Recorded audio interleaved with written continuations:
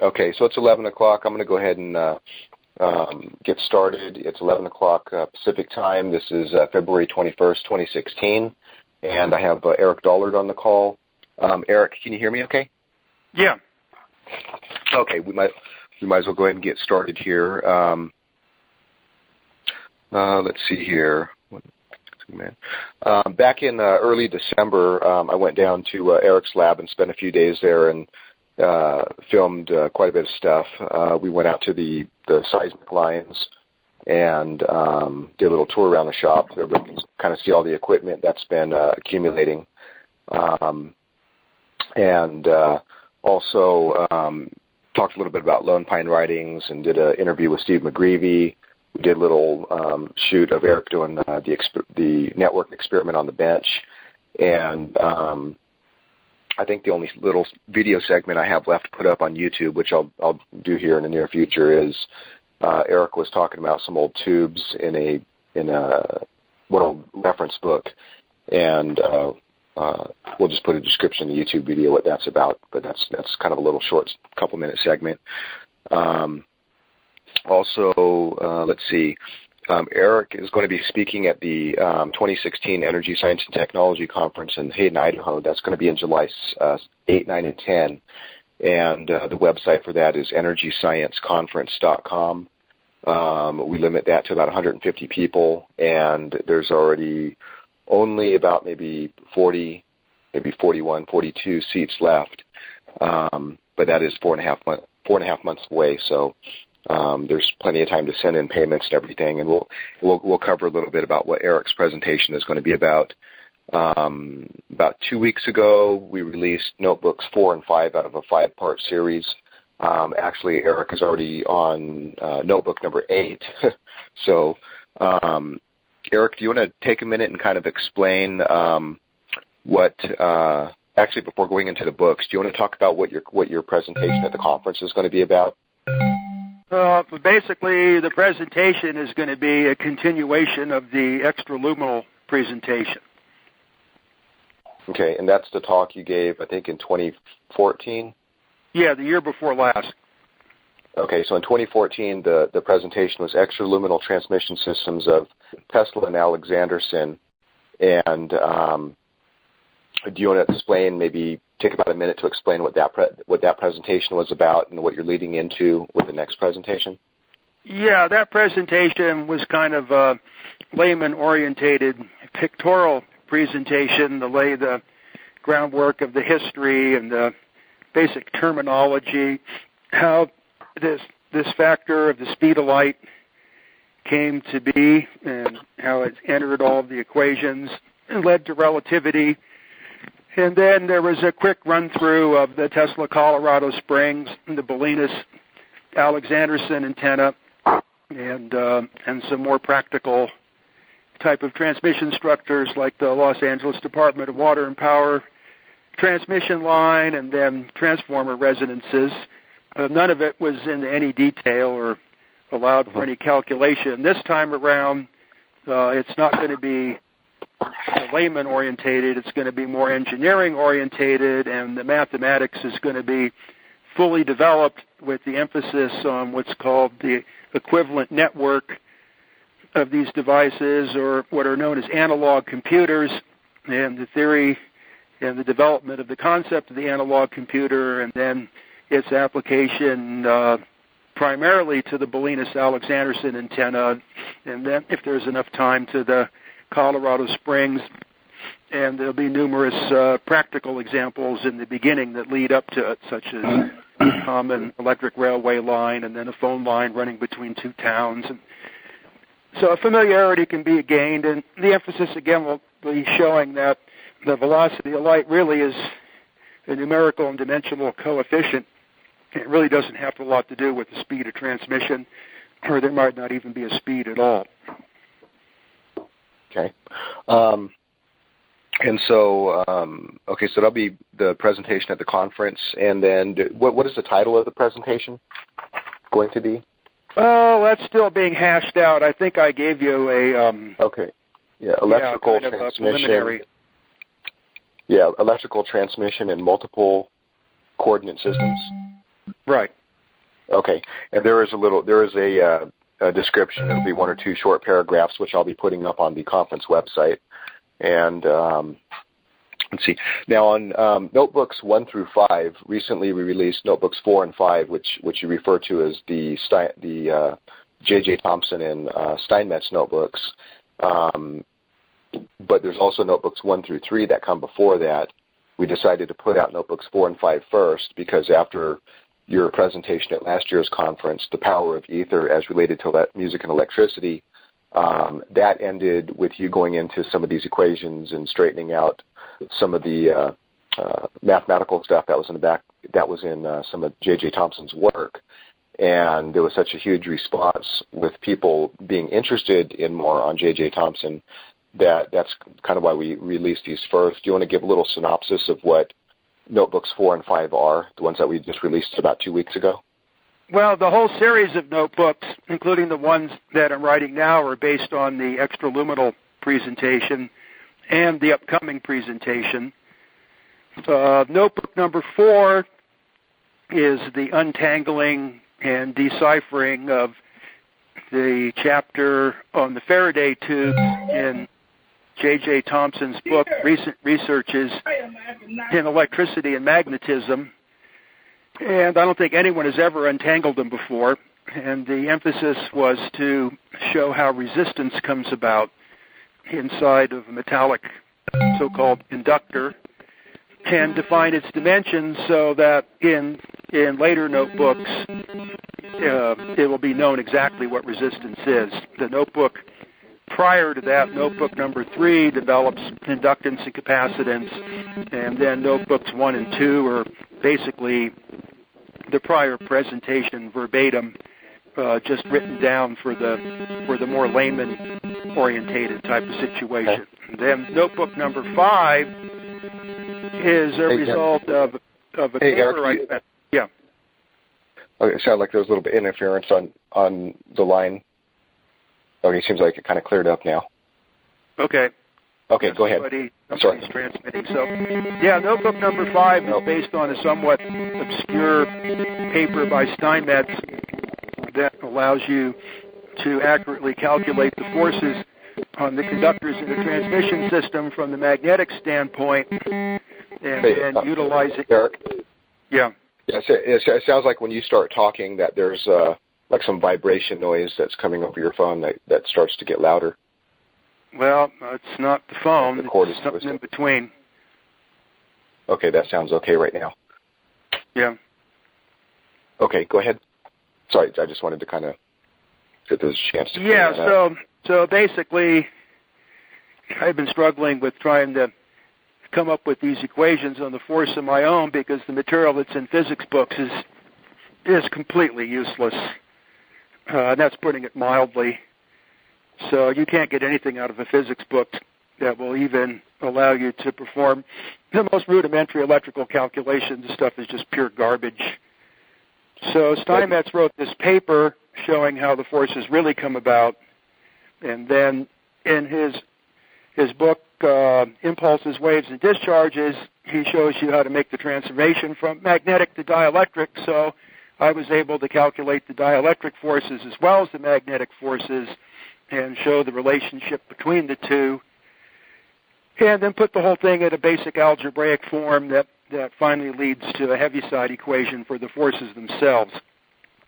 And it allows you to actually calculate how much force is on the conductors in a transmission system during a short circuit or some kind of condition where there's a lot of current flow, and it's actually pushing the conductors hard enough to make them fly off the insulators or to make the windings fly apart inside a transformer. So then in notebook 6, which is not out yet, all of this stuff is reduced to the level of the Lone Pine writings, which is basic algebra, and then the dense theory part is over, and then it goes back to a very practical situation of commonplace electrical power lines and actually calculating the fault current and the forces upon the wires and the voltage drop and the energy lost and all those kind of things leading up to the generalized transmission concept, which will appear in notebook number 8.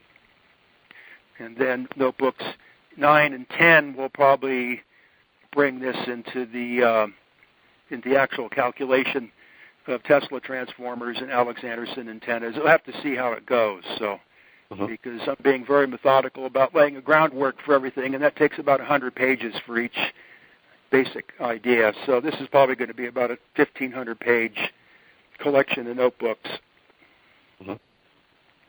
Okay. We can probably see if anybody has any questions on notebooks 4 and 5 that were recently released. Before we do that, are there any things that you want to cover first before we go into that? Not really, not yet anyway. Okay.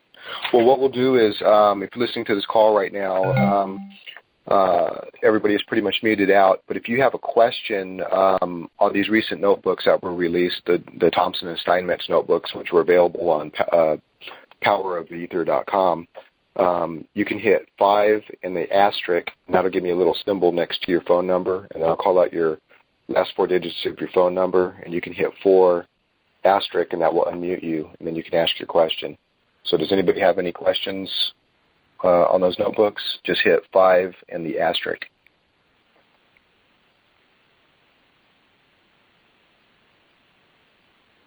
It doesn't look like anybody has any questions. Okay, well, we can just open up for general questions if anybody has anything that they want to ask. I know in the Facebook group there's quite a few people saying that they wanted to have a Q&A call because there were so many different random questions. There was no way to address them, one at a time on there. So let's see. Okay, if your phone number is ending in 4394, I believe I just unmuted you. You can go ahead and introduce yourself and ask your question. Hi, my name is Mel Messer, and I'm wondering how Eric is doing on his seismic sensitivities project. Okay. Am I online, Aaron? Yeah, you are. Did you hear the question? Yeah, I came in clear. Yeah. Oh, okay. So everything's basically on standby right now because of weather and catastrophes. We haven't made much progress on the line, so we're planning on resuming the situation in April 1st. We have pretty much all the equipment. The complication is we don't have the money to build the terminal building for the seismic graphs and their amplifiers and modulators and what have you. That's a big hang-up. So it looks like the situation is going to rest in that we can have the telluric antenna structures complete. The one to the east of the test site, we expect to have operational probably in mid-May. But then we have to lease a space from the whatever you want to call the group, the syndicate that has all the Sillyphone facilities, and then put the terminal equipment in the building. We have no money for that lease right now. We're barely able to pay for the building we got. So it's not really moving ahead very fast. But at any rate, last year, me going blind threw a monkey wrench in the situation. That has backed off. One eye is fairly useless, but one still works fairly well. Then when we began this year, the snowstorm started, and then the sewer system failed to the building, and the head gasket blew in the truck, so we got nowhere. And then everybody that provided money for the situation called us cat turds for not finishing by the end of the year, and it seems that they expected the whole Landers facility was going to be reconstructed, which is not realistic. So nothing is moving ahead very fast, but by the end of this year, both the east and the west transmission structures are expected to be finished. Now, the west one is more of a scientific type of structure where it's adaptable and that you can sectionalize it, and there's networks that can be attached, and there's test lines for measuring phase velocity and all the characteristics of the structure, where the The west one is basically a simple structure just to start receiving without a lot of complexities and experiments, and just get the thing up and running with basically just 2 ground systems on either end of a long transmission line. That's the easiest way to start. And so that's what we're going to emphasize our effort on first, is to get something that's receiving and ready to be hooked to a terminal facility, in this case a large microwave site, so that when the money comes to lease a space in there and get a link, then the Earth signal receiver should be available through the internet, or however, what kind of broadcast mediums are available this day and age, where people can dial into the thing and listen to what's going on in the Earth in the Mojave Desert. Well, that would be great. Now, which one is east and which one is west? Which one is near your shop? That is the west one. Okay, that's the west one. So the east one is the one which is a couple hundred miles from there. Yeah, it's about 250 miles away driving. So as the crow flies, it's probably maybe 180 or 200. So that's the optimum distance for stereo reception. Here we might have a problem with power line interference, because the utility company, internationalist utility company that's taken over all the electrical lines in Nevada, seems hell-bent on creating a giant jamming device out of their electrical grid, and is quite obstinate about it.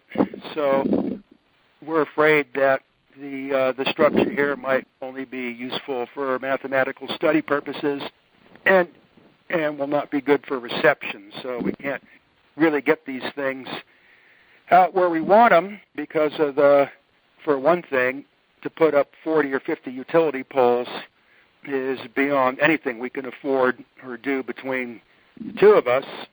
So we have to use structures that are already available, that are provided by the Bureau of Land Management, usually abandoned telephone company or cable TV, or military facilities that we can reconfigure. But they're not necessarily in interference-free zones. We do have an easement near San Francisco where we can put some kind of structure up in a completely interference-free zone, but this is not a good time to open up a third avenue in this, or just get ourselves overextended. I would like to point out that that most of the external money that comes in, not really a lot of it goes directly in the project. Most of it has to go into supporting the building. And the public, what do you call it, the crowdfunding or whatever, that money, all of that pretty much went into buying the necessary hardware. And then we received a massive donation of equipment from a group that called themselves the Eric Dollard Fan Club, that not only has allowed us to build the terminal equipment for the lines, but to set up a rather significant Navy electronics technician shop here in the building, but we don't have any money to put in the benches or the electricity or all that kind of stuff. And most of these kind of things, including, the gas for the antenna work, the food, the small parts and the expenses and car repairs, all of that comes out of my Social Security and one matching fund donor. So, as Josh Reynolds said when he cut off everybody that he'd been funding for quite some time, is that Eric Dollard has done more on welfare than you have with my millions.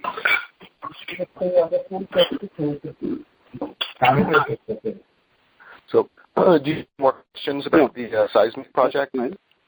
I drank some water. Okay. Sir, did you have any more questions about the seismic project?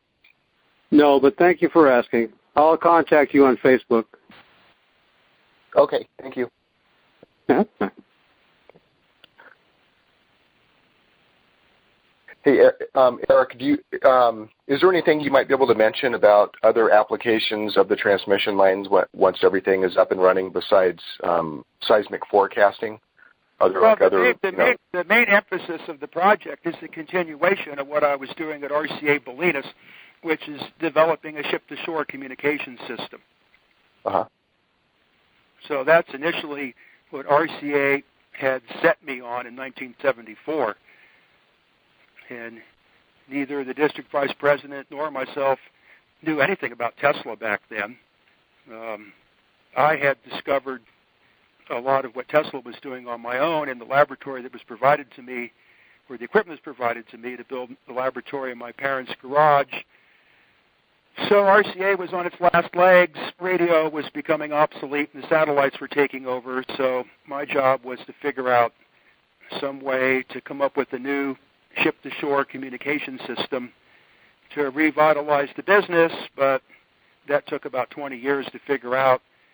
And then by the time I figured it out, they took the station license away and destroyed everything there. So, and then let Greenpeace have whatever remained. So now it's starting all over again. Okay. Let's see. If your phone number ends in 9151, I'm going to unmute you right now. If you want to go ahead and introduce yourself and ask your questions. If your number ends in 9151, you should be unmuted if you want to go ahead and ask your question. Let's see, if you have your phone muted, shouldn't be muted, but in case it is, you can try 4*. Okay, it looks like you're unmuted to me if you want to go ahead and ask your question. Hello, can you hear me? Yes. Sorry, had a little trouble with the phone. Eric, I've been watching with great interest lectures that are available on YouTube recently. I have a friend that has built all kinds of free energy devices and inventions. His whole house is a lab, basically.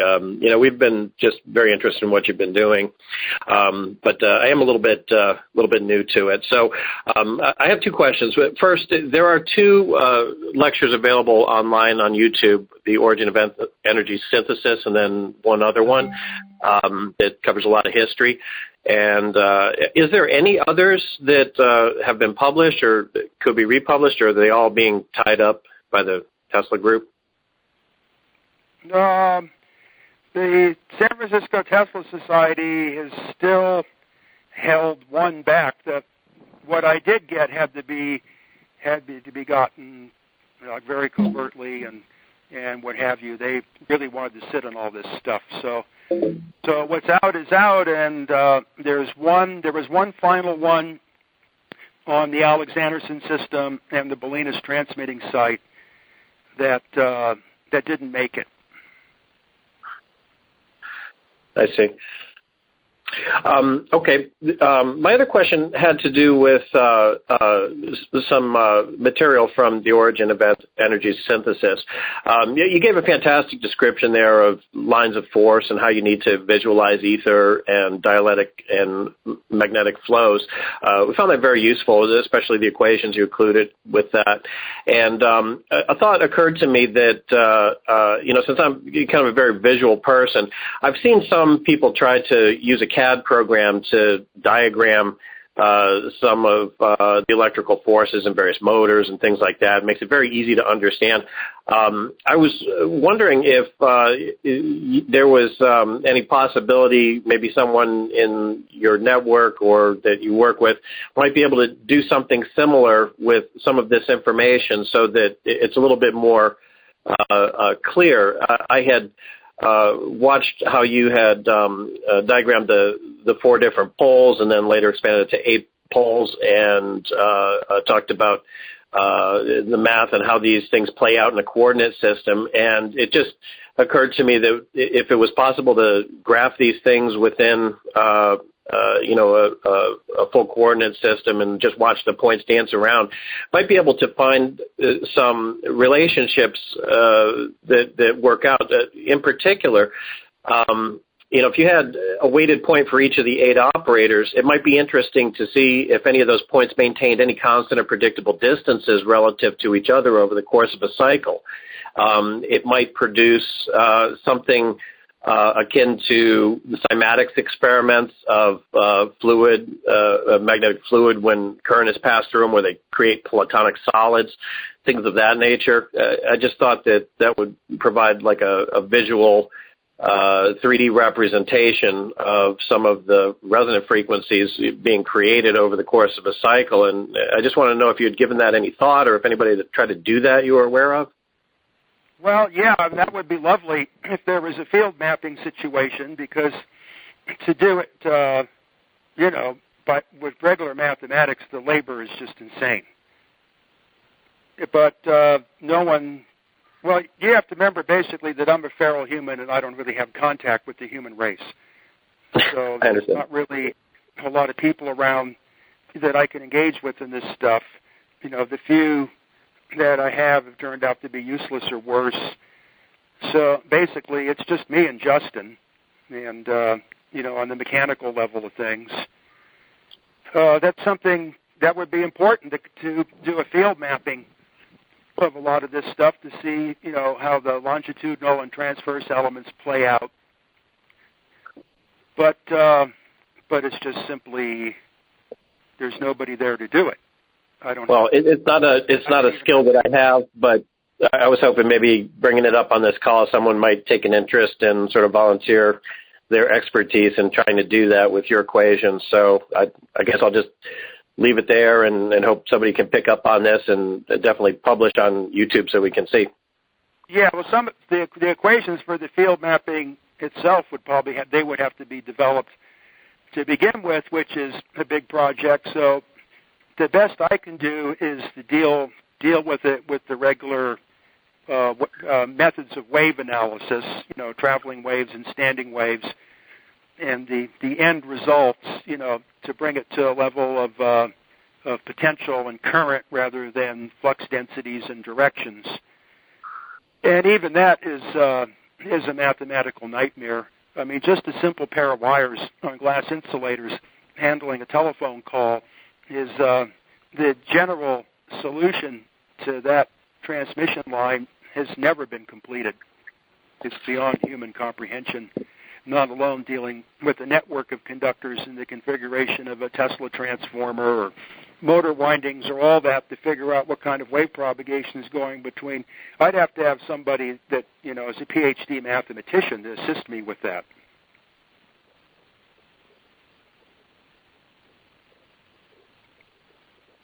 Am I still online?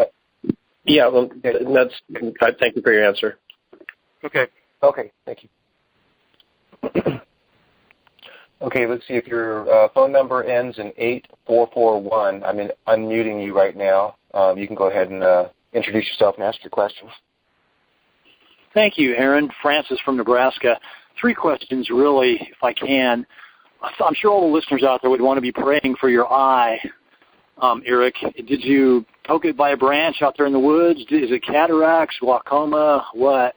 Secondly, Aaron, I tried your website that you just mentioned. Maybe you could tell me the poweroftheether.com, AETHER, and I just get server not found. And then the last question, if you could. Okay. Go ahead. No THE in front of it. Just it starts with powerofether.com, 3 words. Oh, thank you. Okay. So the I question, and then the last one is, Eric, I wish you weren't working on ship-to-shore stuff. We don't have any ships in our network that I know of, but we care about our cell phones. All of us patriots and free energy inventors and people that follow you and there and goes on there in Idaho. We want to get rid of the government snooping in on our cell phones. I wish you could invent some kind of a secure, Earth wave-based communication device that I could buy a cell phone from you and it would, talk to some base in Idaho, and then from there it would go out over the cell phone network to talk to my grandma in, Arizona or whatever over her cell phone line, because obviously everybody in the world's not going to convert to your ground wave system immediately. But is that possible? We could pay you for that? It's not really feasible because there would be so many FCC allocations, and the bandwidth gluttony has basically made it impossible to use pretty much any of the conventional communication systems anymore because people just want too damn much bandwidth. So my situation, I don't have a cell phone. Right now I'm talking to you on a Western Electric Model 2500 electric technology, not electronic technology telephone. It cannot be controlled externally. It does not talk to people behind my back. When I hang it up, it's disconnected. And the thing is, if one does not want to suffer from the negative elements of Babylon, the thing is you have to not participate in it.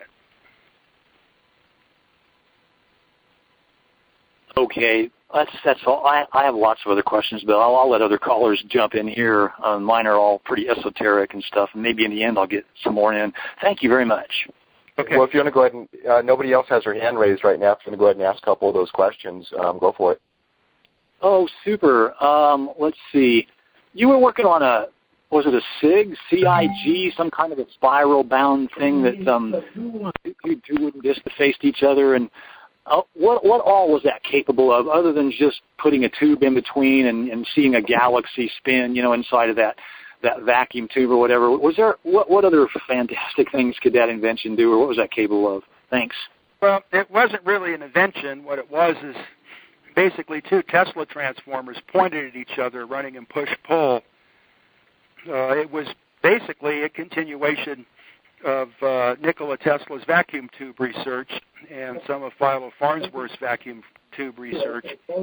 And the galaxy was the specific aim of the experiment. Otherwise, when the two coils are separated, or more properly, the two transformers are separated, they communicate to each other tellurically, and then that allows for basically a communications link, point-to-point communications link.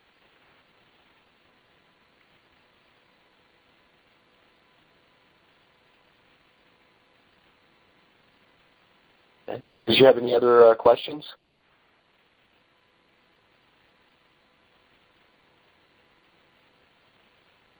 Okay. Can you still hear me, Eric? Yeah, I can hear you. Sounds like his line got disconnected or something. Okay.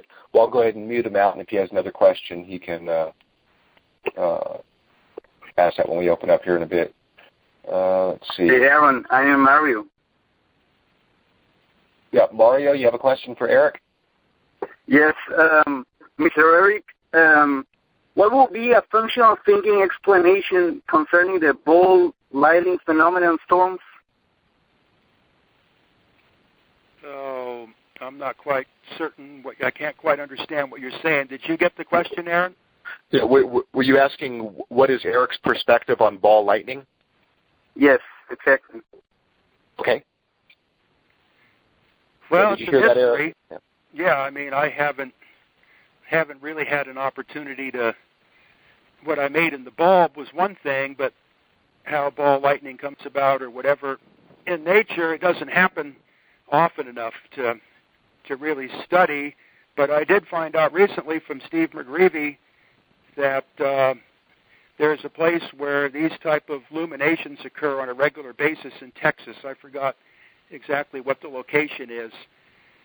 And somebody went there with one of his electrostatic receiving devices, and it was found that a lot of these earth signals that we get on our equipment are actually originating from these telluric generated ball lightning type luminations, which was kind of a fantastic revelation for me, because it's generally believed that these signals come from something called the Earth Ionosphere Waveguide, which, as Tesla pointed out, doesn't really exist, not in the way that it's being represented. It's a fabrication.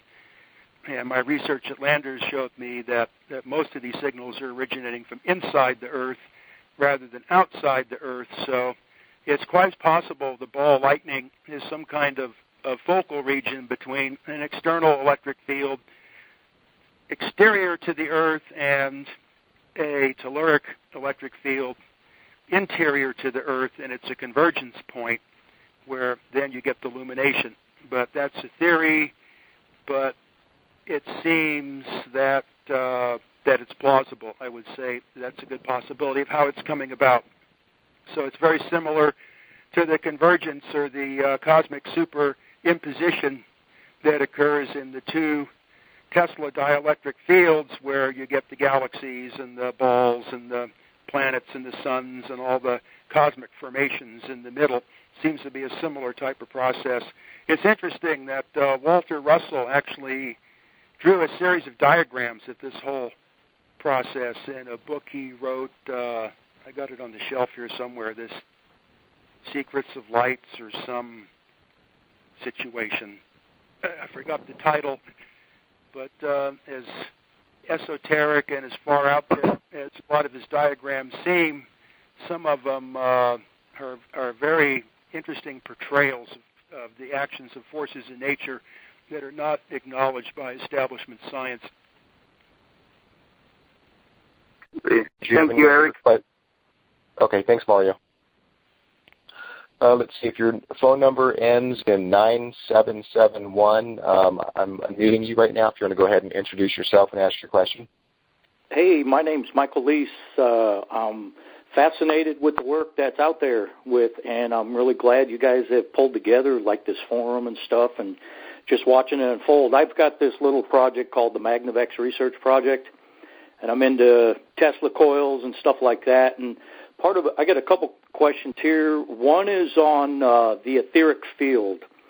And I was always wondering, I think it was mentioned, it might have been John Bedini had mentioned something about Tesla coils, and that when you actually activate a Tesla coil, you're not really putting power into the system, but you're actually drawing from the etheric field. And I was just wondering if, like the high impulse, sudden impulses of things, what it actually does, it creates a greater variance of energy pressure in that etheric field so that one can actually tap upon that wavelength.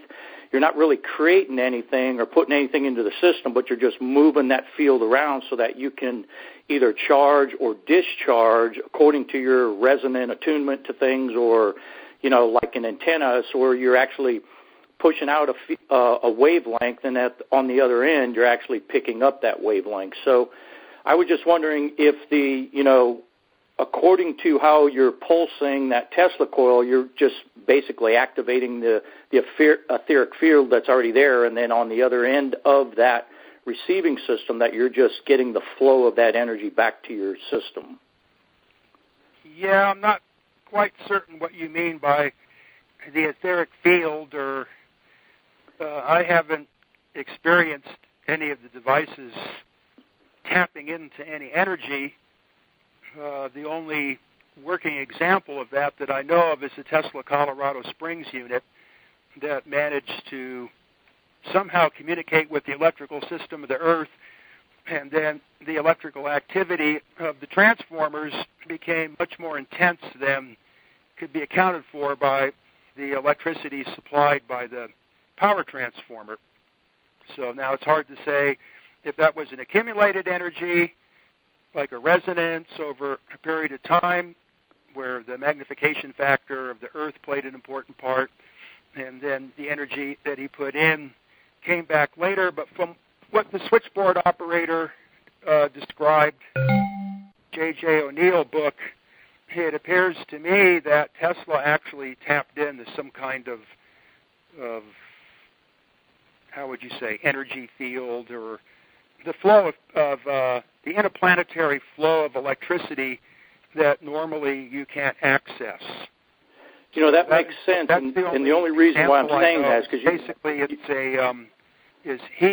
he placed a section of transmission line in between the cosmic transmission line, and then once he tuned in, then his system engendered the cosmic power flow until it finally, the RF burned out the generating station running his facility, and then there's nothing more said about that by Tesla or any of his assistants afterwards.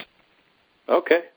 That makes sense, because I was always looking at, you brought up Walter Russell and this whole idea of, the array that he has and the spirals, and I was wondering if there was a means and method, or if anybody has ever tried, this whole design of the Fibonacci sequence and the golden means, if electricity was pulsed in a certain ratio to where you get a regenerative effect. And that's what I was kind of seeing if Tesla coils, if they were pulsed on sudden impulse. Now, I was reading into some of Tesla's patents, and he wasn't just putting out a high-frequency, high-voltage, but he was actually pulsing that high-frequency, high-voltage, which gave him a high-frequency, high-voltage impact pulse into the system. And was there any difference if it was done in a certain sequential manner to where that would create a regenerative effect where you have a crescendo in the wavelength of energy that goes out. Well, yeah, if you tap in, if you mutually have a mutual admittance to a larger system, like the cosmic system. Now, one thing that I did notice and duplicated Tesla's work in this area is when the bulbs are within the cosmic induction field, even though there's a very low pressure inside the bulbs, residual argon gas, basically to stop the filament from evaporating, and the force upon the glass because of the partial vacuum is from outwards in, so if you heated up the glass on the bulb, it would cave in. In a normal situation, this is what happens when a bulb is lit with conventional electricity. But in this case, even though there's this partial vacuum in the bulb, an ether pressure started to build up in the bulb, such magnitude that the bulbs actually physically exploded. Once the cosmic formations began inside the bulb, you could hear the pulse repetition frequency hammering on the glass of the bulb. And usually, right when you got the visuals, you had to cringe because within 5 or 10 seconds afterwards, there would be a violent explosion of the lamp under pressure. And if the dielectric losses of the glass caused it to start to melt, the glass actually bulged out rather than was pushed in. And Tesla indicates this in his writings with the vacuum tubes that he was getting this effect is once you create this situation, you have caused the ether to exhibit a physical pressure upon matter, which is a rather outstanding result or observation. So really, in a lot of the people doing Tesla coils where they're throwing the huge sparks, they're not really getting the same pressure wave. No, those things are just jerk off. So you don't put because you really want the pressure wave. Have lightning bolts jumping all over the place. If the thing's making sparks, it's not doing anything. It's shorting itself out. Makes sense. The thing is, it's the length to width ratios on those coils are optimized for generating sparks and are completely disproportionate for getting the proper electrical field to do this type of research. So that's cool, because that's kind of what I've been seeing in my own thing, because I've taken a hairline, it's got to be a 36-gauge wire, 50-foot, 36, and I put it up on like a little telephone pole that I've made, and I can take my sender, which doesn't have any sparks jumping off it, and instead of going to ground, which normally would, take that wire from there, run it to a receiver coil on 50-foot out with that 36-gauge wire, and from there I can turn it on and light a 110-watt light bulb and then have that almost like a repeater at that far end, take another coil and then turn on a motor, because it's just the high frequency almost creates like a static field around the coil. Well, you don't have frequency anymore. You're using what's called impulse current transmission. I think you wrote me a letter on that, didn't you? I might have sent some on email stuff, but I've never really made contact. It's like my first time. I'd love to do things, but it'd be, I'm totally impressed. I think you're the only one that's out there who's really starting to see the reality of what's going on. I mean, it's completely opposite of what the normal people are saying. There's a friend of mine who's just graduated in physics, and it's like, man, I just can't agree with what you're trying to tell me. But I just wanted to throw that out there. But I really appreciate, the contacts and just seeing what's going on. I think it's kind of waking up some people on some new ideas, so it's cool. So that's about it. But thanks. Hey, it makes sense. So yeah, what you're talking about is impulse current transmission.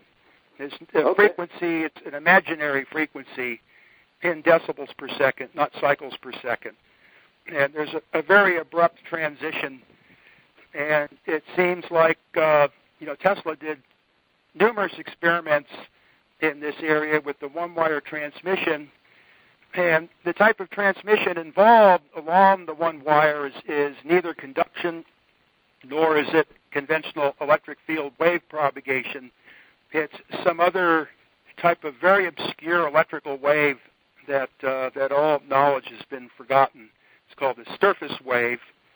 A German theoretician by the name of Sommerfeld wrote some papers on this, referred to in the second volume of Ernst Gillemann's Communications Networks in the introduction, that there's all these other waves, and if you're using sinusoidal waveforms, you can't get this effect except at an extremely minimal level. But if you're using disruptive impulse currents, it seems that it's exciting some other propagation along the wire.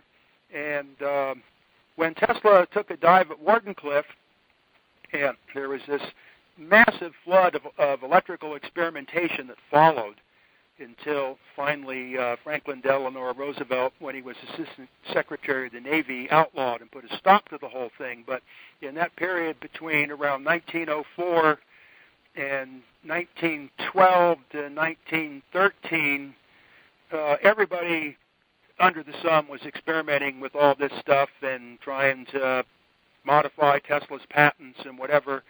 And there was one very prominent researcher that came up with the best working systems, the only one that the Navy found would be workable for ship-to-ship communications. That guy was named Reginald Fessenden, and he used a surface wave type of propagation. It was not electromagnetic.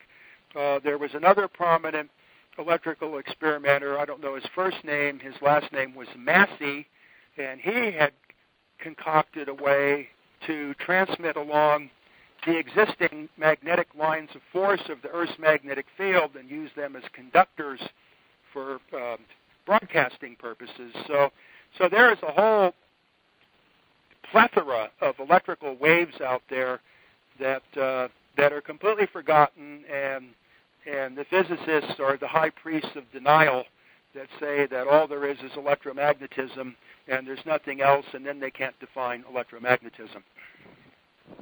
Makes sense.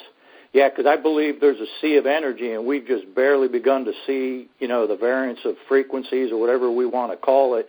That's why I was wondering if that etheric field, if there was a means and method through Tesla coils, because you can get any, depending on the size of the coil, the wire size, and the impulse that you apply to it through your capacitors or your tank circuit, you can get a variable of frequencies that are just infinite on the spectrum, depending on how you build your system. So somewhere in there, I believe there's a natural patterning. Supposedly they say like a love frequency is 528, and plants and things stimulate, and even the human system fluctuates on it. We're driving everything in our systems at 60 cycles, which is a very low frequency, so to say.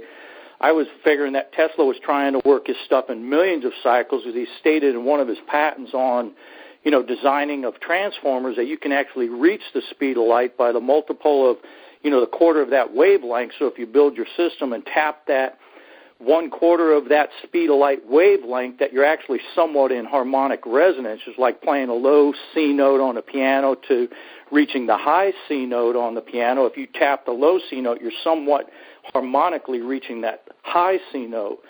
So it was always the thing in my mind of saying, okay, if nature is replicating itself on some Fibonacci design, self-replicating it from seed to flower to seed again, then electricity and magnetism in and of itself should self-replicate itself along regenerative lines if the system's built in proper sequence to match those designs of nature.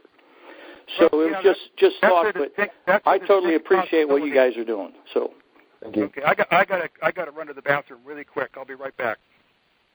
Okay.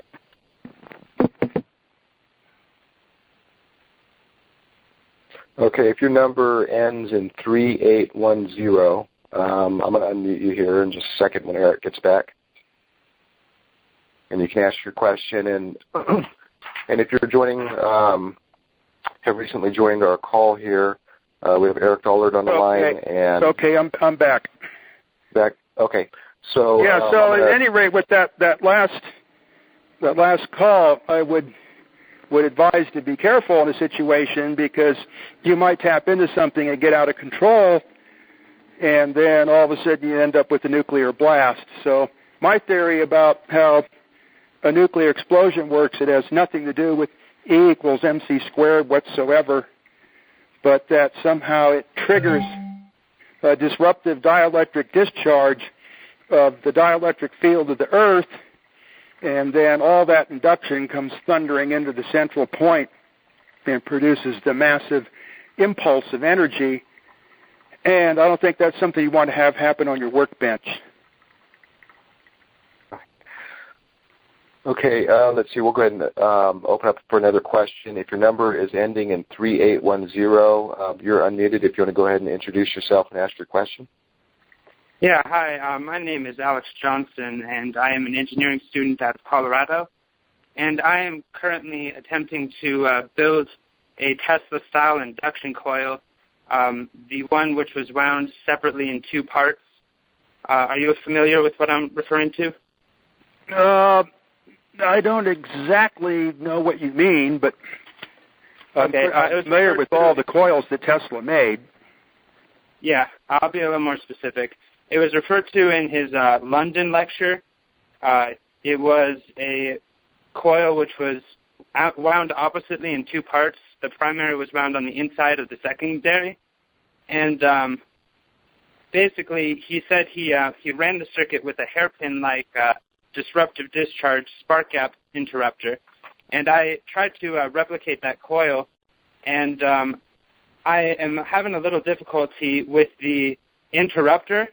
And after looking over some of your work, I was wondering if you had any suggestions with the spark gap interrupter, or with what interrupter would be better to use with this Tesla coil and other Tesla coils like the Crystal Radio Initiative.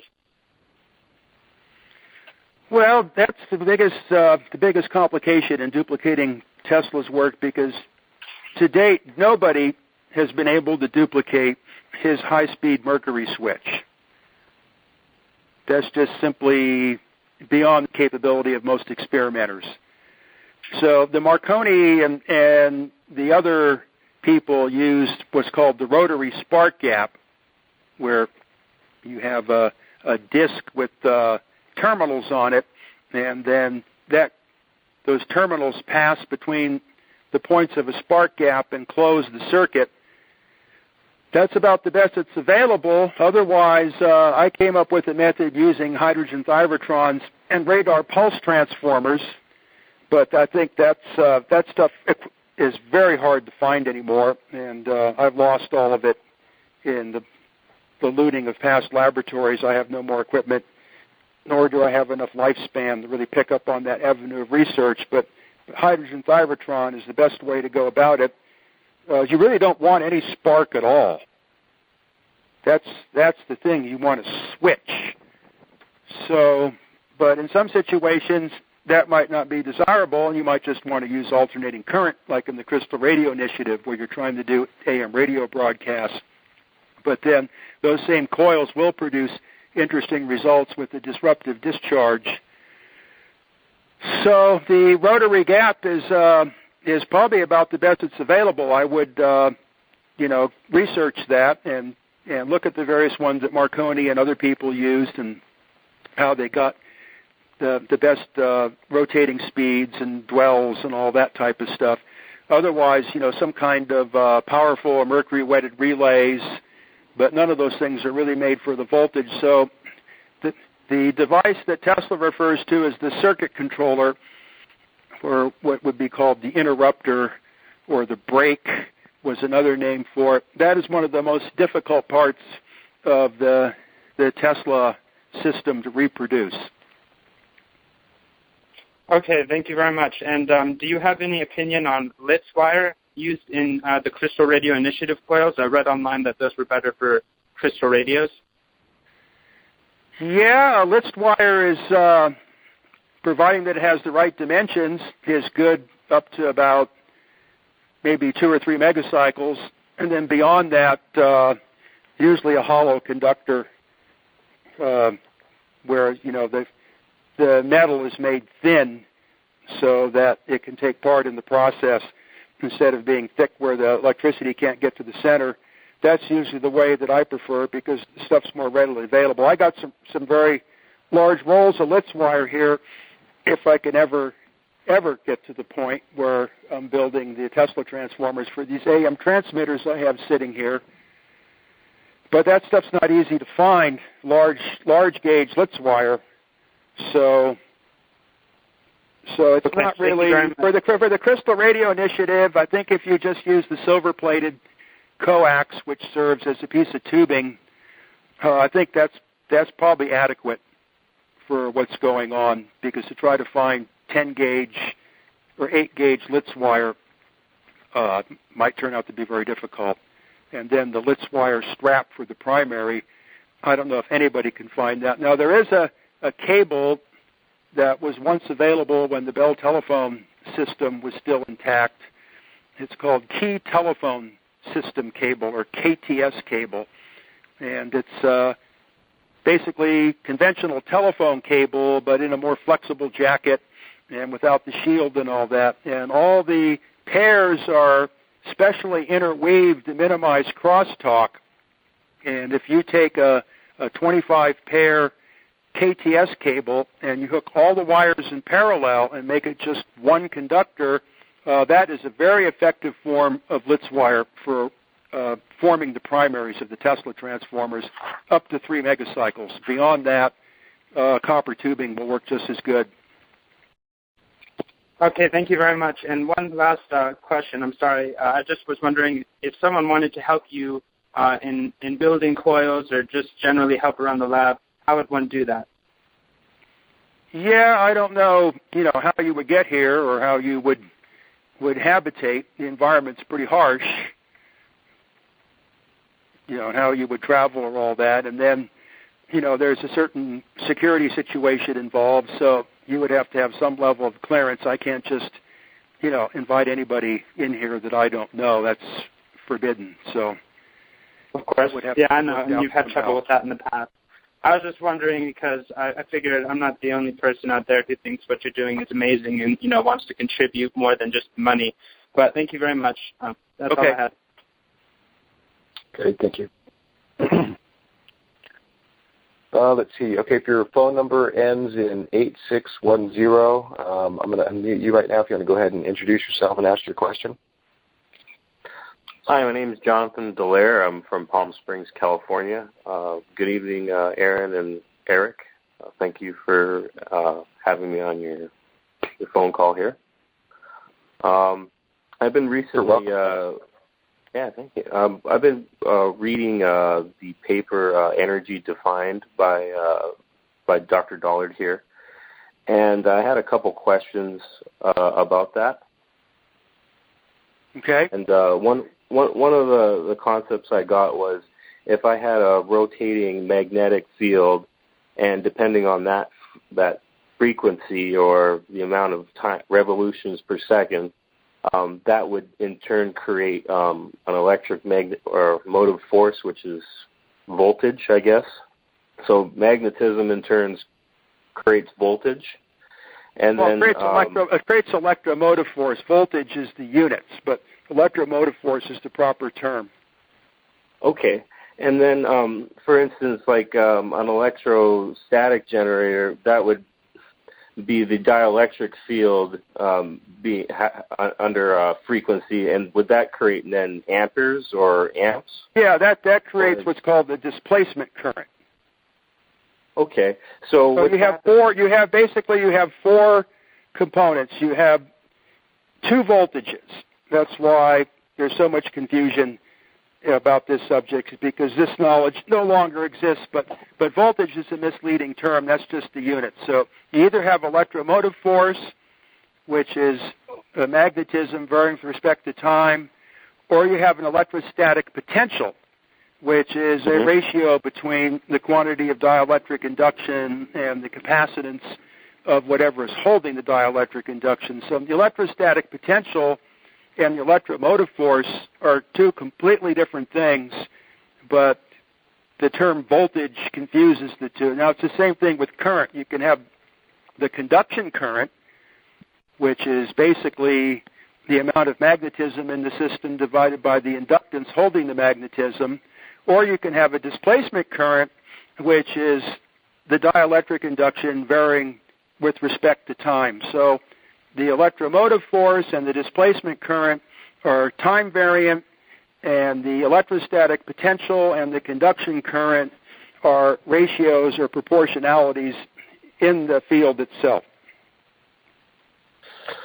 Oh my goodness!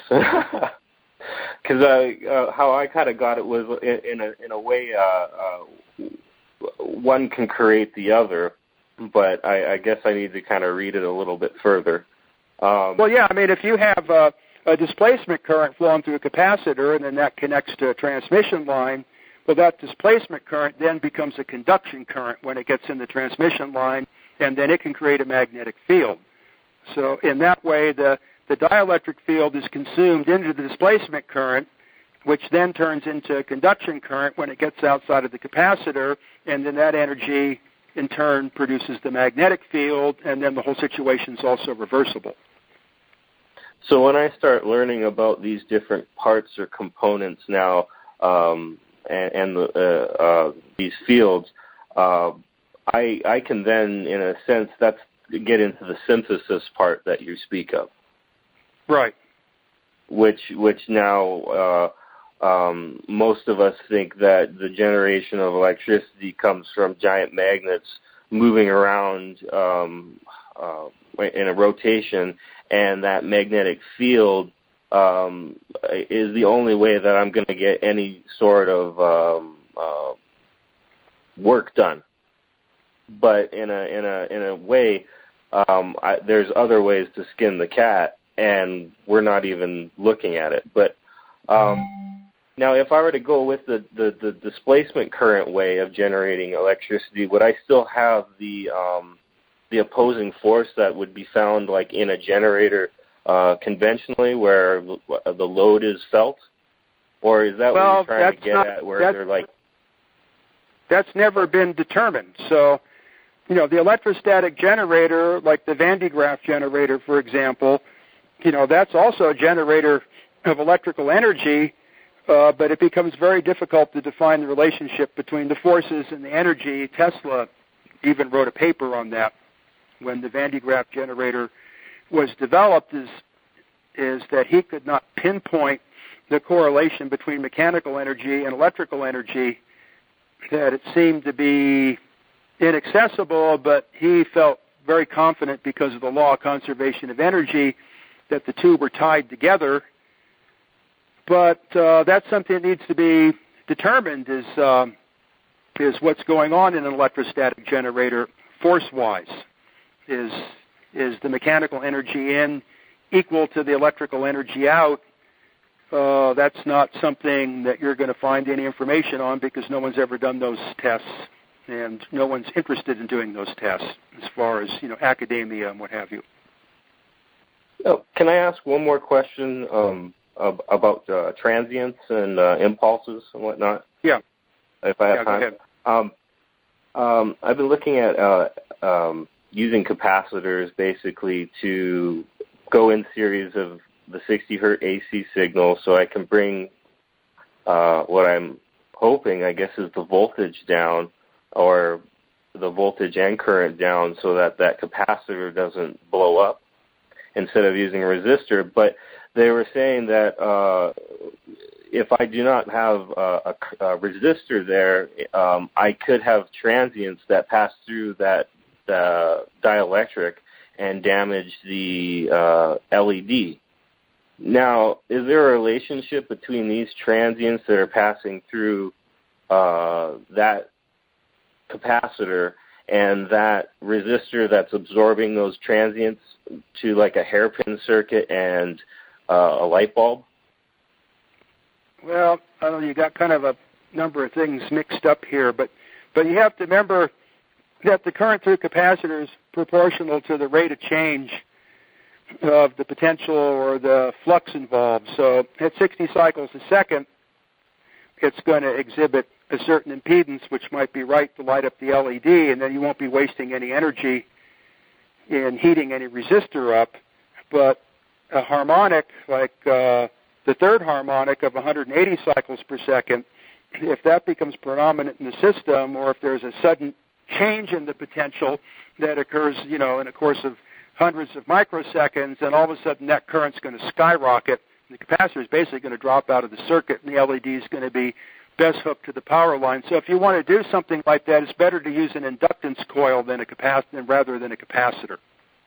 I see. So I'm just mistaking a short circuit because now the capacitor is just letting a high frequency pass.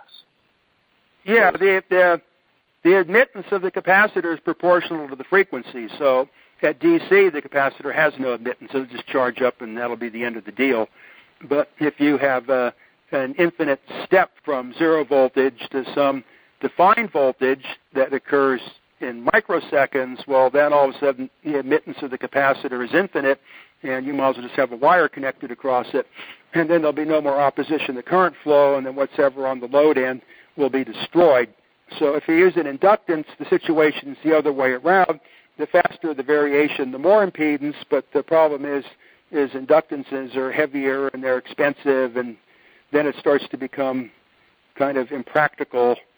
But in any case, that's what's used or was used in the real days of electricity. Is fluorescent lamps have a behavioral pattern similar to LEDs. So an inductance coil was put in series with them, so there wouldn't be energy wasted and all those kind of complications. So the inductance is the way you want to go if you're going to try to go for a ballasting that doesn't result in the generation of heat and the wasting of energy. Otherwise, the best thing to do is just to hook all the LEDs in series so it matches the line voltage as close as possible. And then you can use a nonlinear resistance, such as a small incandescent lamp. So its resistance will increase as the current flow increases. So when it starts to reach a red heat, the resistance is several times what it was when the lamp was cold, and then it acts like a safety device or a buffer to prevent damage to the LEDs. I think what they do now is they basically just build an inverter that works as a constant current source to supply the LEDs, and then that basically separates them completely from the frequencies and what have you of the power line. But then at the same time, it creates a massive quantity of electromagnetic pollution and screws up your AM radios and what have you. Oh, okay. And just on the transients that I was thinking of, that only comes into play when it's a destructive discharge, and then I create a new type of current, which is basically the ether and momentum. Or well, you're creating a displacement current.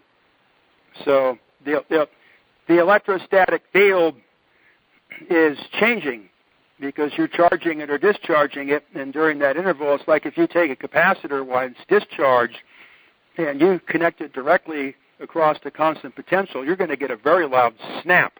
You're going to get about the same snap that you would if you discharged the condenser. So when you first turn on the switch to this thing, the capacitor is a short circuit.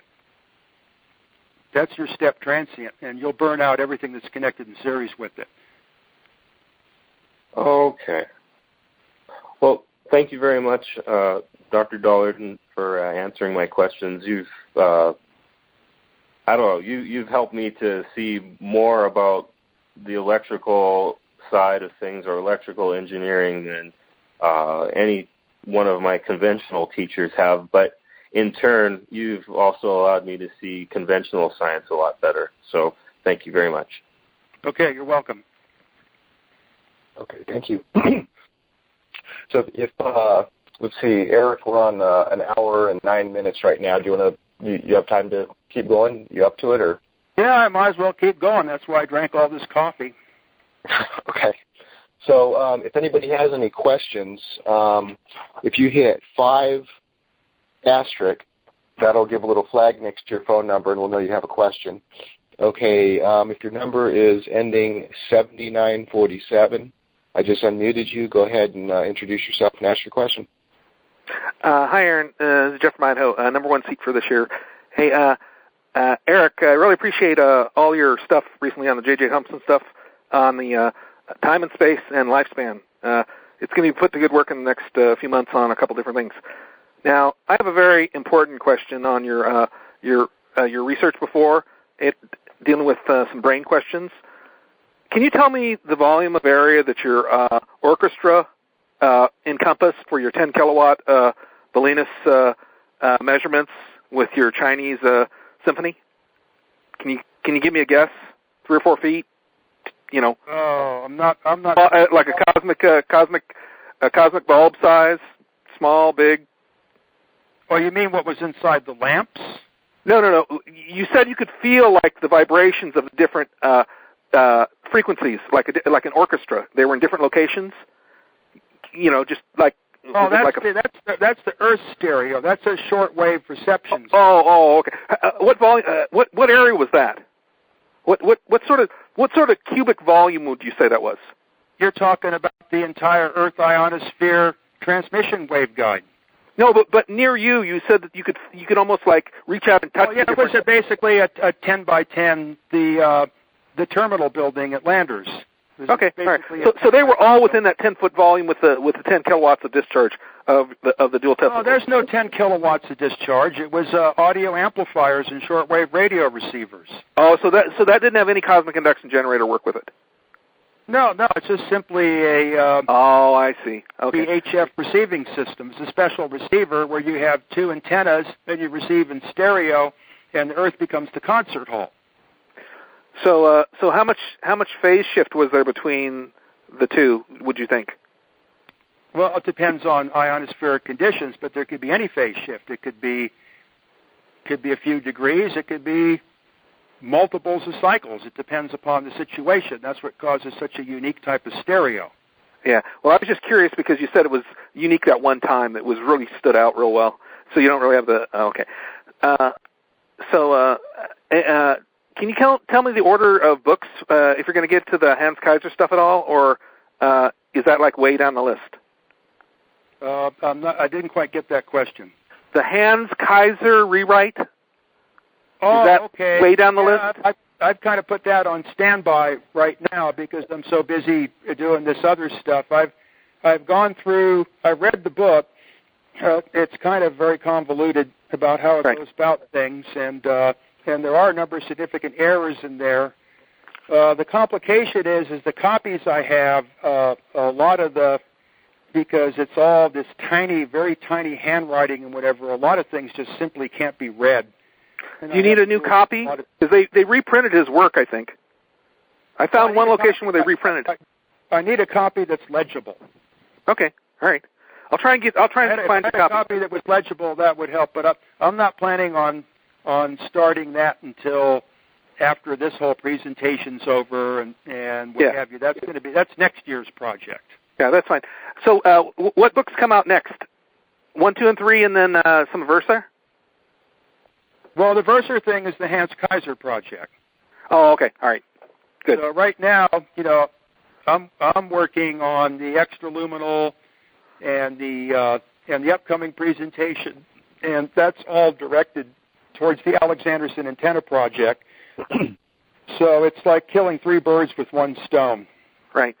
I saw the bench video in December. There's so much work involved. Everything has to be all coordinated so that 3 or 4 different things are taken care of with one basic program. On the December bench video that I watched, do you know what sort of bandwidth you're going to end up with, 30 or 40 kilohertz on your bench setup for your flat curve with the cancellation of everything? Well, the passband, I have to look at my notes, but the passbands go from about 300 cycles to 3,000 cycles on these. Okay, so it's about 2,700 hertz. Okay. Yeah, the finished networks that I used at Landers, the system operated between 300 cycles and 30 kilocycles. Okay. All right. Okay, Eric. Thank you very much, and I'll see you when I get there. Okay. Hey, thanks, Aaron, for the motor book. I got some guys working to try and combine all that stuff. Okay. Cool. Thanks. See you. Bye. Thanks, Jeff. Okay. If anybody else has any questions, you can hit 5**, and that will flag your phone number. Let's see. If your number is ending in 8661, I just unmuted you. Go ahead and introduce yourself and ask your question. Hey, Eric, Ed in Lincoln, Nebraska. I was wondering if you had any writings about electric motors, AC electric motors and armatures that I could read about. No, I haven't really delved into that. So my field is more transmission engineering than electrical machinery. So I haven't got into the motor generator stuff in depth. Okay. I would have to refer to Steinmetz. Yeah, okay. I'm familiar with that. Okay. Do you have any other questions? No, that's all I got. Thank you. Okay. Thanks, Ed. Okay, let's see. If your number is ending in 8441, go ahead and, let's see here. Go ahead and introduce yourself and ask your question. Hey, Eric, Francis from Nebraska again. Eric, do you believe that weather control is possible, or that anyone is controlling the weather or manipulating the weather now, today? No, I don't really think that's going on. I know a lot of people do, but it's this contrails and the rest of it, but it's really all that's a bunch of malarkey. And the HAARP doesn't really seem to have anything to do with it. It's not really on the air that much anyway. I don't know what the China HAARP is on the air for. It seems to be the China HAARP is mainly for jamming. None of the conspiracy theorists seem to want to talk about the China HAARP. So that shows how much they're worth, because it's really playing havoc to the users of the HF band. It's very disruptive, and it has no regard for wherever it lands on. But most of this stuff seems to be for jamming purposes. The United States HAARP allegedly is for manipulation of the ionosphere, even though I don't know if they have enough power to do that or whatever. There could be a secondary effect of changing the weather, but I think if anything is changing the weather, it's just the sheer pollusive output of internal combustion engines, particularly the international airline traffic, that would be causing any weather changes.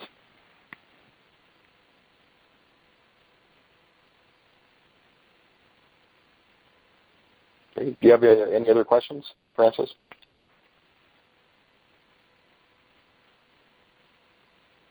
Francis? Okay, I'll go ahead and mute you out. If you want to ask another question, go ahead and hit 5 asterisk. Let's see. It doesn't look like anybody else has any questions. If you do, go ahead and hit 5 asterisk, and if not, we can go ahead and wrap it up. 5 asterisk, that'll let me know you have a question. Give a couple seconds here, see if anybody, okay. So if your number ends in 7711, you're unmuted. Go ahead and introduce yourself and ask your question. Eric, good morning. This is Bernie up in Cotati, California. I'm sure you know where that is. Yeah, I used to have a radio station at Sonoma State College. Yes, you did. That's right down the street. Call signs KK6BAR.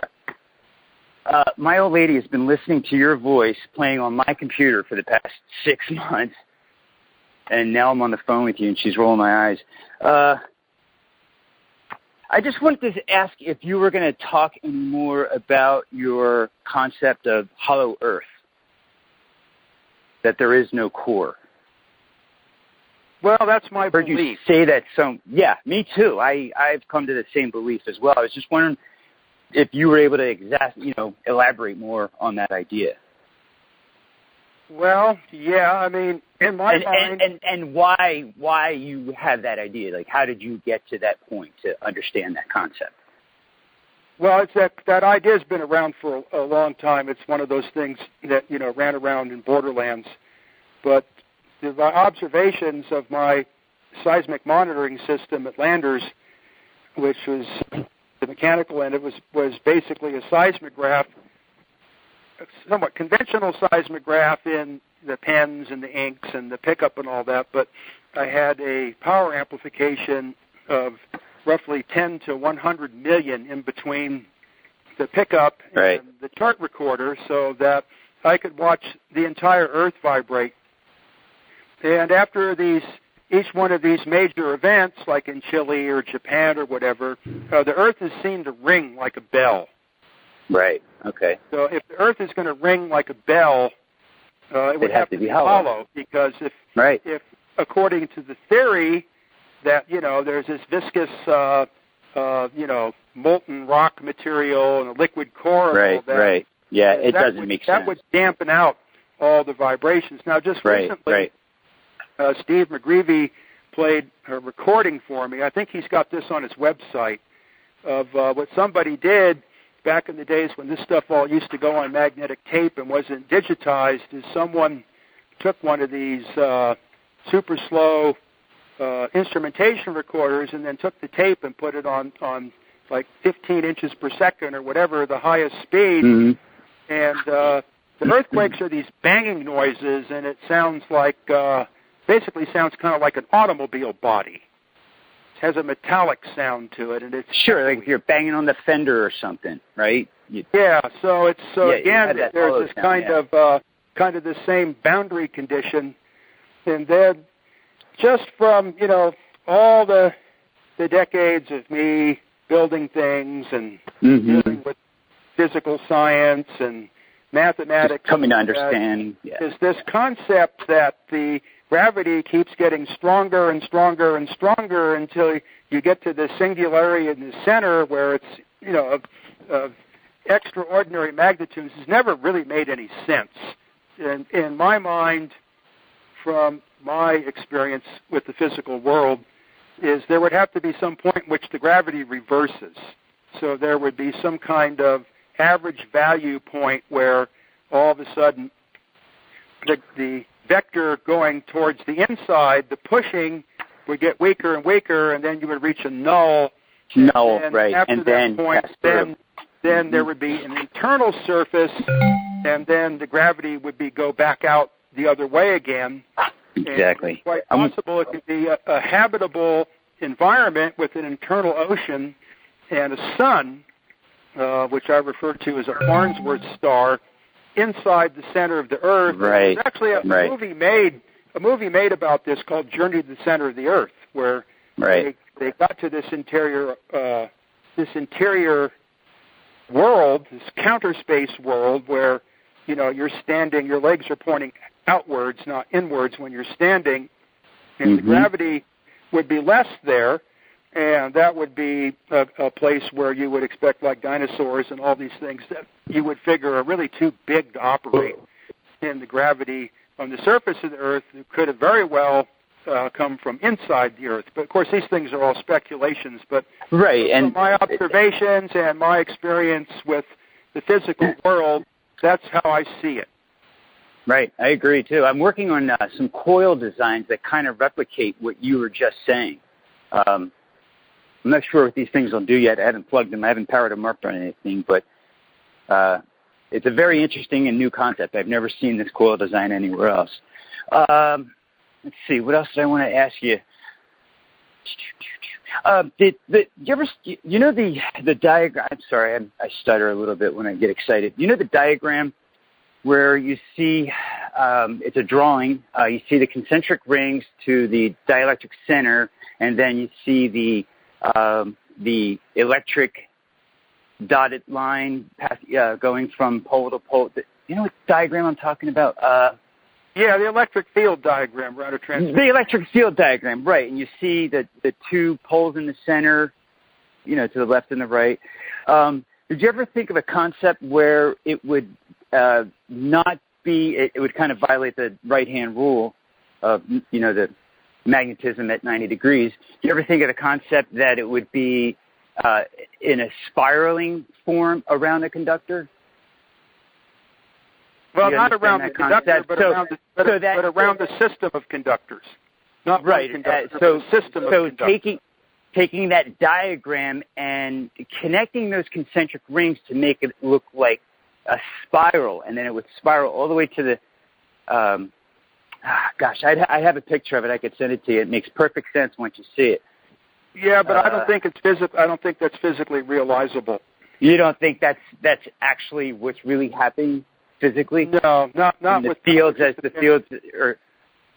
Okay. I was working on this idea. Only if there was some kind of rapid oscillation going on, and probably more than two conductors, or it would be, it's probably some way that it could be arrived at that the velocity of propagation through the lines of force was such that it couldn't react. It leaned. It had a flux, but that's all. It doesn't really sound feasible. Huh. Okay. All right. I'm going to send you the picture anyway. That you take a look at it. You might. I don't know. Once I looked at it, I showed it a few other people, and they were very taken back by it and had to think for a while. And I haven't heard back yet, but yeah. It was an interesting concept. But anyway, I just wanted to jump on, introduce myself, say hi. I'm from the same area. I've been to your radio station a couple of times. Even before I even was in this realm of work, I've been an electrician, ham radio. I've worked for Sprint, Ericsson. I've been in every communication shelter in Northern California. And I probably crossed paths with you in the past. So I don't know. I have a lot in common. When I was at Sonoma State, that was like 30 years ago. So yeah, the radio station was on the FM broadcast band. It was called KSUN. Yeah, I don't remember that one. And it was kind of famous there in Cotati because I had this massive RCA receiving system, this stereo receiver, and instead of using ABC or CBS News, we used to tap in on shortwave stations from all over the world, and use them for the hourly news broadcast. It got on the front page of the Cotati newspaper back in I forget when that was, maybe 1978, 1980, 81, somewhere back in there. I don't know if that newspaper's still there.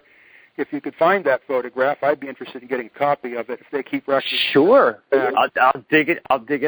I'll look for it then. I'll go to the library or something, see if I can find it. Otherwise, when Sonoma State College got demonopolized and became Sonoma State University, everything I put together was destroyed. Destroyed, yep. I understand completely. Oh, gosh, I had like 10 other topics I was going to talk about, but now I forget them. I know what I have to ask you. Would you ever care to have a visitor? I kind of feel like maybe we're the same cut, understand the same things. I do have a big badass truck with lots of tools I can load up. I'm kind of a gnarly dude. I can live outdoors too. I have some Homeland Security. I have a Homeland Security clearance card. I'm not one of those freaky dudes. Anyway, I would just like to come down and hang out and see what you got going on, and maybe share my ideas and then talk about what you got going on too.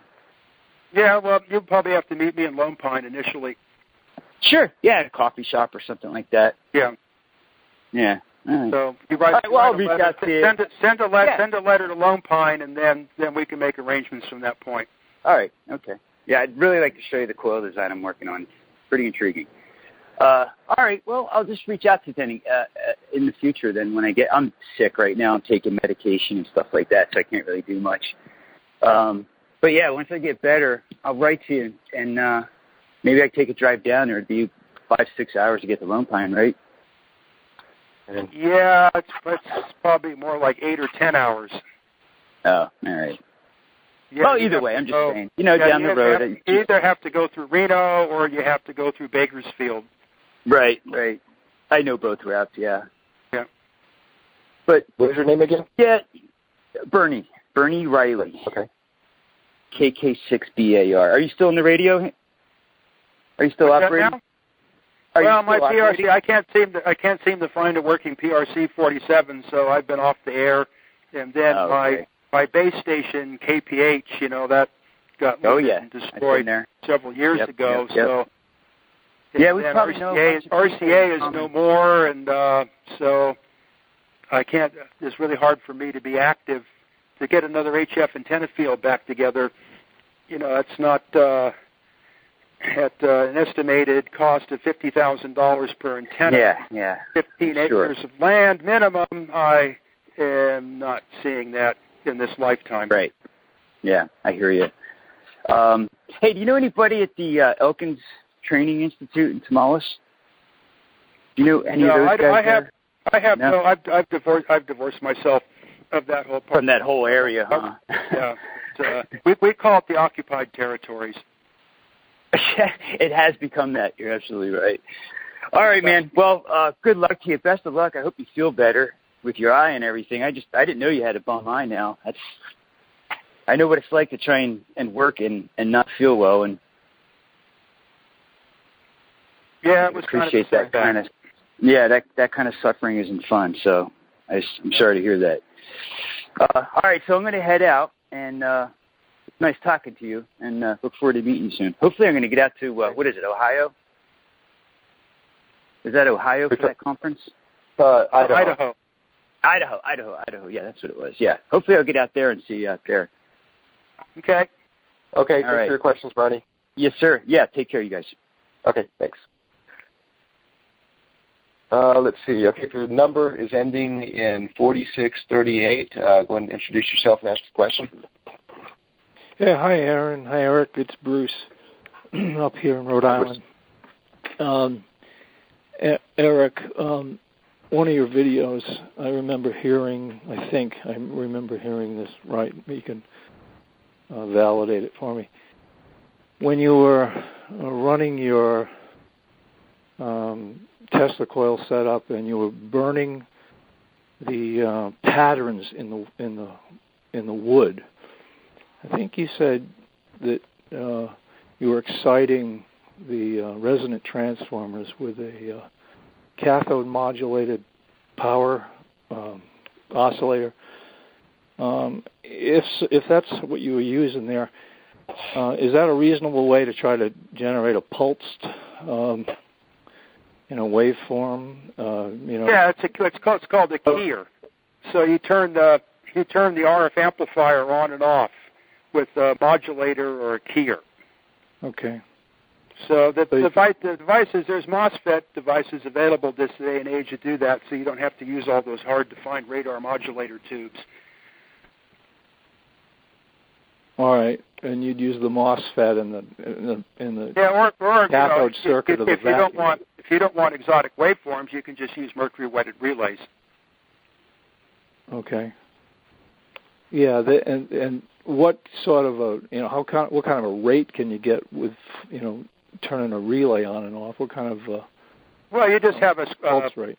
A square wave generator or a controllable pulse generator, and you just run that into the relay coil, and then you take the relay contacts and you hook them in the cathode circuit of the power amplifier tubes. Okay, I get you. If the coil system's tuned up, to a couple megacycles, what sort of pulse rate would you generally use? About 10 pulses per second seem to be optimum for a lot of that type of stuff, with a duty cycle of about 20%. Okay. Is that what you were using to burn those patterns, or were you playing music through that system? Well, I think when I demonstrated in Los Angeles, I was using a plate modulator and using music, which of course is filled with all kinds of transients. Yeah. So that will make a pattern, but the thing is to have the rectangular pulses in the proper succession, I think would make it work better, because it's more regular and controllable. Yeah. All right. Well, might pursue something like that at some point. All right. Well, thank you. I'll let you go and wish you well. Okay. You're welcome. Thanks for your question. Let's see. 8441. Yeah, go ahead. Yeah. Eric, Francis from Nebraska again. Do you think Tesla was able to generate earthquakes or cause earthquakes, and do you think any government today has that power? Well, he was doing it with his mechanical analog of his Tesla transformer. I suppose, if somebody wanted to build some massive facility and try to trigger earthquakes, they could do it, but I can't see why anyone would want to do that, because what would happen would probably get out of control. So I don't think that's going on. Okay, that's all I had. Thank you much. Okay. Okay. Well, let's see. We're here at an hour 35 minutes. Nobody else has their hand raised. Let's see. I did want to mention that there is a Crystal Radio Initiative contest for the conference. If anybody is not familiar with that, Eric has a Crystal Radio Initiative, which is using a Tesla-style crystal radio to receive AM transmission through the ground. And the goal behind that is to be able to power either little light bulbs or motors and that kind of thing. VR Green, who's a Simon Davis in Energetic Forum, showed his replications there with pictures and diagrams of the setup and comparing the transmission speed between the ground transmission and the above ground. If you want to learn more about that Crystal Radio Initiative, that's at crystalradioinitiative.com. And we have a contest right now for the conference, which is whoever wants to participate in that, whoever has the best setup or the best results, they can have free admission to the conference and a $400 cash prize. And you can read more about that at one of the blog posts on the news tab at EnergyScienceConference.com, which is a conference coming up in July 8, 9, and 10, where Eric will be presenting again. And you can learn more information on that website, EnergyScienceConference.com.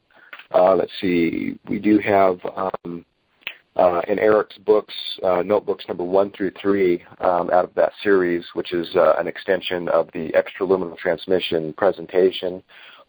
We plan on releasing these notebooks 1 through 3 this coming Tuesday, and if we are unable to launch them on Tuesday, they'll probably be launched on the 25th, Thursday at the latest. Let's see, we have a couple more questions here. If your number is ending in 3183, I'm going to unmute you right now if you want to go ahead and introduce yourself and ask your question. Yeah. Hello? For your number. Yes. Go ahead. You can hear me? Yes. Is this Aaron? Yes. Okay. Hi, Aaron. This is Byron Brubaker. We've talked in the past on Facebook. I had a question for Mr. Dollard concerning the Crystal Radio Initiative.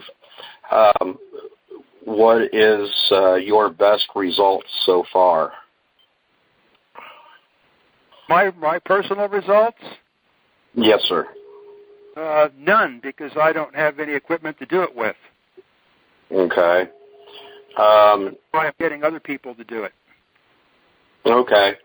I myself, I like to tinker. I just like to build and play. I've been doing this for, since 1986 is when I really got into this. And I just had this knack for reading Tesla's patents and understanding what he was hiding. We know they get to keep a secret, but they put it right out there in front of us, right under our nose. If we read it and do exactly as instructed. Does it have to be an AM crystal radio? Can we just use potential difference hoisting an antenna? Well, that kind of defeats the purpose of the whole thing because you're trying to receive out of the ground, not out of the air. Well, I'm just coming at Tesla's Radiant patents, the 2 he has, and just coming at it that way. And instead of having to lug a big antenna around, I just use what I'm paying for on my outlet as the signal source to create to mimic a hydraulic pumping action on the secondary. So we can, what we're using is a hairpin multiplying circuit so that we hairpin the secondary with capacitors, and then that creates the polarity reversals that pump charge electrons from ground connection, and then we multiply it there. We can get as much voltage as we want as far as output without dragging a load or a heavy load on the outlet. So it doesn't cost us anything extra from the electric company. We're just using the hertz as the signal source. So I didn't know if you'd be interested in that, if that would be something for you to look into, if you'd be interested. We'd appreciate it if you give it a look over, and we'd appreciate your opinion on it. Well, you have to send the diagrams to Lone Pine. Okay. Aaron, would that be possible to just relay information through you to Eric then, or? Well, if you go to Eric's website, ericpdollard.com, and in the right column, there's a Lone Pine general delivery address, and if you just put it in a snail mail to him, that'll go straight to Eric. He checks that box maybe about once a week, once every week and a half or so. Okay, that'd be great. That's the quickest way to do it. Okay. And I do want to mention in energeticforum.com. There are some posts of the Crystal Radio Initiative experiments successfully replicated, and in the past, when Eric first proposed the contest, the ultimate goal was to light a 100-watt bulb, but of course you have to have a pretty massive ground system to even start playing around at those levels. But there were people coming forward that had that were able to power small light bulbs and even small motors. So sure. Yeah, I'm aware of that. Yeah, I just come about it a different way. That's really all I did. One thing that I've lit up was one of those old laser tubes out of an old laser disc player, one of those little ancient ones. I think it was labeled NEC, but I didn't have any problem with that. And we just like to build and play, and we just kind of go from there. I did take this circuit to the Stan Meyer conference that was in Bremen, Ohio this past November, and I displayed it there. And I'm kind of a nut. I cut up and quirky and awkward, but that is really all I like to do is build and play. But we did show it there, and hoping that the principle is enough to convince others to run with it and benefit from that. So, yeah, I will make sure that I get that information to you, Mr. Dollard, and we'd love to hear back from you. We'd appreciate your comments. Okay. I'll write you back after I look through the stuff. Okay, and congratulations on your seismic work. It's very commendable, and I love the work that you've done since the Borderland days. Keep at it. I look forward to seeing more things, new stuff from you. So, thank you. Okay, you're welcome. Thanks a lot, Byron. All right, thank you. Okay. Thanks, Byron. Okay, let's see. If your number is ending in 9151, you're unmuted. Go ahead and introduce yourself, and you can ask your question. Okay, can you hear me okay? Yes. Okay, thank you. So John from Alexandria again. I know we're kind of winding up here. I just wanted to ask, are you planning on doing more of these calls in the future? Because I just think they're a wonderful way to interact with you. And even if they were infrequent, I would certainly tune into every one of them and kind of work to prepare some quick, intelligent questions that I would have. The work I'm doing that just started actually with this other fellow who is just really impressive to me because he actually builds everything, doesn't just talk about it. We're going to probably have some questions we'd like to pose, and I just want to know if it's going to be available, and then maybe if a recording of these things is going to be somewhere we could go and check. Yes. So if you go to my let's see, on my YouTube channel is youtube.com/Aaron Murakami, and we've done 2 or 3 of these live calls a year, and usually I'll put those up on YouTube with maybe, a couple pictures, not usually a full slideshow or anything unless I really have to reference something, but you can go through that channel and look at some of the older calls and interviews and stuff that we've done.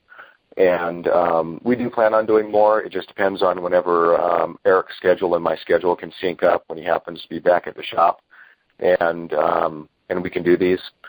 And so, there's no regular schedule or anything. Just kind of. That's fine. As long as they come up from time to time, I'll keep an eye out. And I have looked at just about all the stuff I could find that has your name on it, Eric. So I just want to, give you a little word of encouragement. There's a lot of people out here like myself that, don't fit into society very well because we have strange ideas and a lot of them carry some weight. I've been put out of so many places, lived in my car too. I was homeless for 2.5 years. I know what a shit it is to, be without resources and have, a good head on your shoulders. I just want to say that we appreciate that you hang in there and you do what you do. Okay, well, thank you. Hey, thank you. Let's see, it's about 12:46. I guess I might as well just go for about another 14 minutes and wrap it up at 1 o'clock. Yeah. A 2-hour call. Okay. Let's see, if your number is ending in 3183, you're unmuted. Go ahead and ask your question. I'm sorry. This is Byron again. I didn't raise my hand. Oh, yeah. Okay. I apologize, but okay. No, I must have not have unselected that. Okay, thanks, Byron. Thank you. Let's see. Okay, for number 8441, I believe that might be Francis. Yeah, thank you, Francis from Nebraska.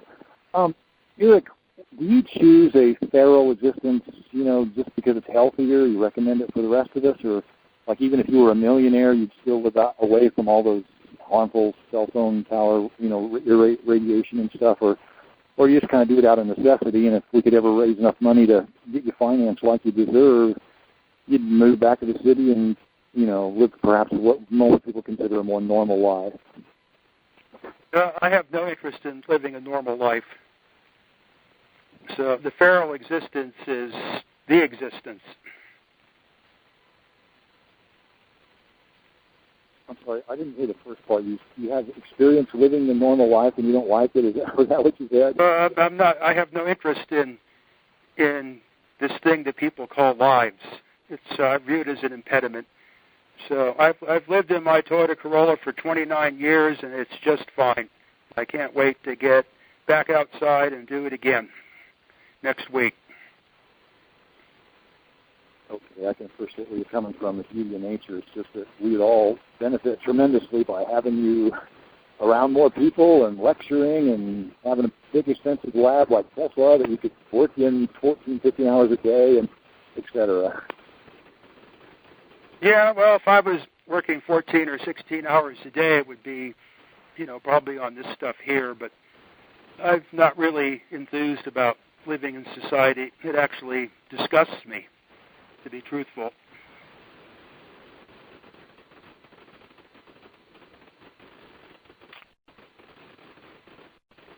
Okay, did you have any other comments or questions, Francis?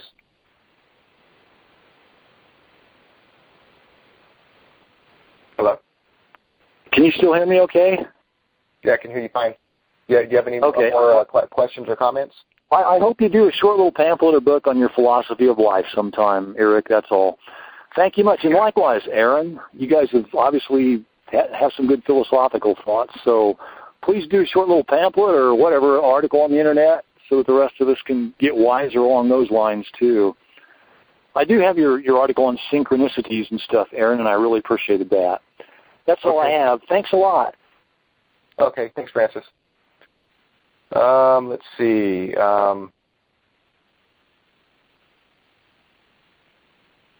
If your number is ending in 9159 or 9151, did you have a question, or maybe I forgot to lower the hand there? Oh, no. I'm fine. Thank you. Okay, thanks. Okay, let's see. We're getting on about an hour, 50 minutes now. We're going to go ahead and wrap it up if nobody else has any more questions. If you do have a quick question, we'll take maybe one or two more. Hit 5 in the asterisk, and that will let me know that you want to ask a question. And if not, we'll go ahead and get it wrapped up here. Okay, so let's see. I will be putting out one more little video segment that I filmed of Eric talking about smold vacuum tubes or smold radio tubes when I was down at a shop in December. I'll see if I can get that out in about the next week or so. We did recently release Notebooks 4 and 5. That's on powerofether.com, which is the J.J. Thomson and the Steinmetz notebooks, and then notebooks number 1 through 3, which actually come before those. We're going to release those this Tuesday or Thursday at the latest. If you're on any of the mailing lists or in Facebook or whatever, you'll definitely see the announcements on those. Eric is going to be speaking at the conference, 2016 Energy Science and Technology Conference. His presentation is going to be electrical transmission and multiple coordinate systems, and so it's going to be highly mathematical. It's still going to be algebra, but it's going to be more technical than the extraluminal transmission talk, which was more for the layman and kind of to orient everybody. That talk is probably going to be about another 4-hour presentation. Let's see. Eric made reference to Steve McGreevy a couple times in his receivers that can hear, these so-called earth sounds. If you want to learn about Stephen McGreevy's work, his website is auroralchorus.com, AURORAL chorus.com. And you can learn about his work there. There's a lot of different sound samples of these sounds he's picked up with his different receivers, and there's quite a range of different kind of sounds, and depending on the weather condition and location and that kind of thing. And Stephen McGreevy did a presentation last year at the conference, which is at naturalvlfradio.com. And also in December, when I was down at Eric's shop, I did it was maybe a half an hour interview with Stephen McGreevy. That's on YouTube. If you go to my channel, youtube.com/Aaron Murakami, there's maybe about within the last 5 videos or so I posted, you can see the interview with Stephen McGreevy. Also, I want to mention on Eric's website, which is ericpdollard.com. P stands for Paul, Eric's middle name. So ericpdollard.com, and in the right column, there is a PayPal donation button if you would like to click that and donate anything through PayPal. Also, you can send donations by check or money order to the address that's on his website, which I believe is a Davenport, California address. That's where Justin Miller can receive those and send those into the nonprofit's bank account. He is the Secretary and Treasurer of EPD Labs, which is a nonprofit organization. It is a 501c3, so any donations are tax deductible. And Justin is also the one who primarily works out in the field with Eric when they're working on the transmission lines and stuff. And let's see, do you have any final comments or announcements or anything, Eric, before we close it up? No, I think we pretty much covered everything. Okay. Well, I guess we'll go ahead and end with that. And Eric, appreciate your time, and thank you everybody for being on the call. And we'll thank you. Hello. Hello. Yeah. Well. Hello. Oh, just want to introduce myself. Yeah. Did you have a question? Yes. Yes. Okay. Yeah. Go ahead. Go ahead. Yeah. Hey, what's the last 4 digits of your phone number so I know not to mute you out? Okay, it's 2852. Okay. Yeah, go ahead and ask your question, and then we'll go ahead and wrap it up. Yeah, I just want to mention to you that my name here is Alan Frankel, and about a little over 2 years ago, about 3 months ago, I moved to Arizona. I'm in the city of Surprise, and I just want to comment to you that I hope you really get the seismic project really going, including the telluric antenna. I gather you said that the the telluric antenna itself is complete, or did you want to add something to it? Over? The telluric antennas are still under construction, but everything that's needed is available now. It's just a matter of the time and money and positioning, the weather, and what have you, to be able to produce the end result. Yeah, okay, very good. Yeah, I would like to order some of your books. The only problem is that I don't have the resources. I'm still looking for a job. It's a long story why I moved here, but I'm just wondering if sometime I can call you personally. Yeah, that might be difficult. The best thing to do is to write. Okay, get on your website and just email you? No, I don't subscribe to email or silly phones or pecking devices. You have to write to my mailing address.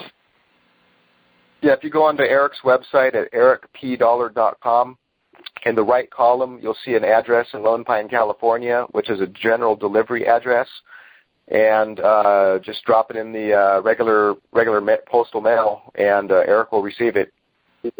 Okay, very good. And yeah, that's all right. Thank you. Anybody. Yep. Okay. Well, thanks for being on the call, everybody, and I'll get this up on YouTube as soon as I can. And thanks a lot, Eric.